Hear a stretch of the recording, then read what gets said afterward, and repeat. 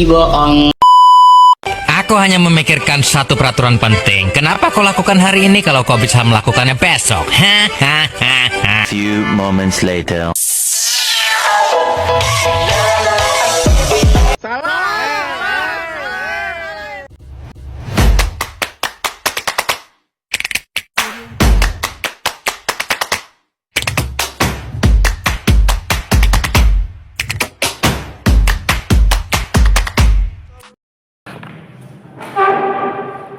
Assalamualaikum warahmatullahi wabarakatuh. Kami dari kelas 11 PJKT 1, kami akan menceritakan tentang ulama-ulama Indonesia. Perkenalkan, nama saya Lufiana Dewi. Nama saya Sama Febrianti. Nama saya Desya Raisa. Nama saya Juliana Fredia. Nama saya Rina Safira. Nama saya Kania Jasmarani. Ya. Kiai Haji Ahmad Dahlan 1868 sampai 1923. Kiai Haji Ahmad Dahlan lahir di Yogyakarta pada tahun 1868 dengan nama kecil Muhammad Darwis. Sejak muda beliau dikenal sangat tekun belajar agama. Ia sempat menimba ilmu di Mekah dan mempelajari berbagai pemikiran Islam modern. Setelah kembali ke Indonesia, Ahmad Dahlan menyadari bahwa banyak masyarakat Islam saat ini masih terjebak dalam kebodohan dan praktik keagamaan yang bercampur dengan tahayul dan adat yang tidak sesuai dengan ajaran Islam. Untuk memperbaiki keadaan tersebut, pada tahun 1912 beliau mendirikan organisasi Muhammadiyah. Tujuan utamanya adalah memurnikan ajaran Islam dan meningkatkan kesejahteraan umat melalui pendidikan dan amal sosial. Kiai Haji Ahmad Dahlan juga dikenal sebagai pelopor pendidikan Islam modern karena sekolah-sekolah Muhammadiyah yang ia dirikan menggabungkan ilmu agama dan ilmu umum. Selain berdakwah, beliau juga mengajarkan nilai-nilai kemanusiaan, kepedulian sosial, dan semangat untuk berbuat baik kepada sesama. Melalui Muhammadiyah, Kiai Haji Ahmad Dahlan mengajarkan bahwa Islam bukan hanya ibadah ritual, tetapi juga harus diwujudkan dalam bentuk tindakan nyata bagi kesejahteraan masyarakat. Kiai Haji Hasyim Asy'ari 1871 sampai 1947. Kiai Haji Hasyim Asy'ari adalah pendiri Nahdlatul Ulama atau NU, organisasi Islam tersebut di Indonesia. Beliau lahir di Jombang, Jawa Timur, dari keluarga ulama yang taat beragama. Sejak kecil, Hasyim Asy'ari sudah menuntut ilmu di berbagai pesantren dan sempat belajar di Mekah.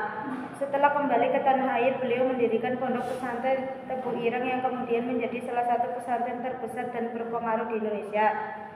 Beliau dikenal sebagai ulama yang tegas, sederhana, dan memiliki semangat nasionalisme yang tinggi. Saat Indonesia baru saja memproklamasikan kemerdekaannya, Kiai Haji Asy'ari mengeluarkan resolusi jihad pada tanggal 22 Oktober 1945 yang menyerukan kepada seluruh umat Islam untuk berjuang mempertahankan kemerdekaan dari penjajahan. Seruan inilah yang kemudian menjadi salah satu dasar perlawanan rakyat Surabaya terhadap penjajahan. Selain sebagai pejuang, beliau juga seorang pendidik dan penulis. Banyak karyanya yang membahas tentang akhlak, pendidikan, dan persatuan umat. Pemikirannya mengajarkan bahwa Islam harus dijalankan dengan cara damai, toleran, dan penuh kasih sayang, selaras dengan budaya bangsa Indonesia. 3. Buya Hamka 1908 sampai 1981. Nama lengkap adalah Haji Abdul Malik Karim Amrullah. Namun beliau lebih dikenal dengan sebutan Buya Hamka. Ia lahir di Maninjau, Sumatera Barat, dan merupakan putra dari ulama besar Syekh Abdul Karim Amrullah. Sejak muda, Hamka dikenal sebagai pribadi yang cerdas dan haus ilmu. Ia banyak belajar dari ulama di Indonesia maupun dari literatur Islam internasional. Buya Hamka dikenal bukan hanya sebagai ulama, tetapi juga sastrawan, sejarawan, dan pemikir Indonesia modern. Karya-karyanya seperti Tafsir Al-Azhar, Di Bawah Lindungan Ka'bah, dan Tenggelamnya Kapal Van der Wijk dengan sangat terkenal hingga ini. Dalam dakwanya, Buya Hamka menekankan pentingnya akhlak, pendidikan, dan penggunaan akal sehat dalam memahami agama. Beliau juga pernah menjabat sebagai Ketua Majelis Ulama Indonesia atau MUI yang pertama. Dalam peran itu, Buya Hamka selalu menekankan pentingnya menjaga persatuan dan menjauhi perpecahan antar umat Islam. Ia juga dikenal tegas dalam menolak ketidakadilan meskipun harus menghadapi resiko besar dalam hidupnya. Pemikiran Buya Hamka sangat berpengaruh dalam pembentukan wajah Islam di Indonesia yang moderat, rasional, dan berpandangan luas. Hingga kini, karya dan keteladanannya tetap hidup dalam hati masyarakat Indonesia. 4. Ki Haji Zainul Arifin 1909 sampai 1963. Ki Haji Zainul Arifin merupakan salah satu ulama yang juga berperan besar dalam perjuangan kemerdekaan Indonesia. Beliau lahir di Baru, Sumatera Utara dan sejak muda aktif dalam kegiatan keagamaan dan sosial. Saat masa penjajahan, Ki Haji Zainul Arifin menjadi komandan Laskar Hizbullah, pasukan satria yang berjuang melawan penjajah Jepang dan Belanda. Setelah Indonesia merdeka, beliau tetap mengabdi kepada bangsa dengan terjun ke dunia politik.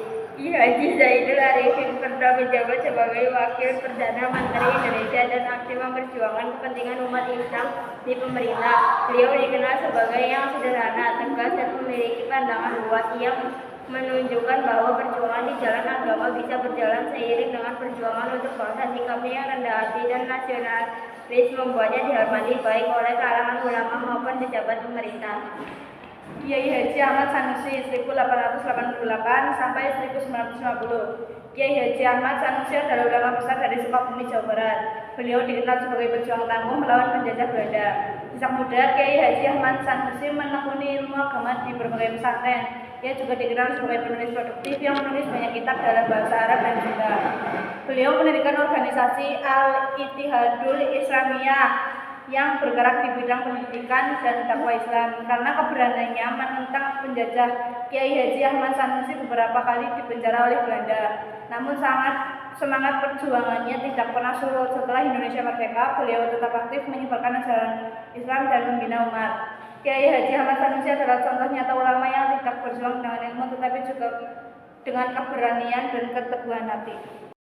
Para tokoh ulama Indonesia seperti Kiai Haji Ahmad Dahlan, Kiai Haji Hasyim Asy'ari, Buya Hamka, Kiai Haji Zainul Arifin, dan Kiai Haji Ahmad Sanusi adalah sosok-sosok luar biasa yang telah berjasa besar bagi agama dan bangsa. Mereka berjuang tidak hanya dengan pedang, tetapi juga dengan pena, pikiran, dan pendidikan. Perjuangan mereka menunjukkan bahwa Islam di Indonesia berkembang dengan damai, berakar kuat pada nilai-nilai moral, dan selaras dengan semangat kebangsaan. Hingga kini jasa-jasa mereka tetap hidup dalam berbagai lembaga pendidikan, pesantren, organisasi Islam, serta dalam kehidupan masyarakat Indonesia yang religius dan berbudaya.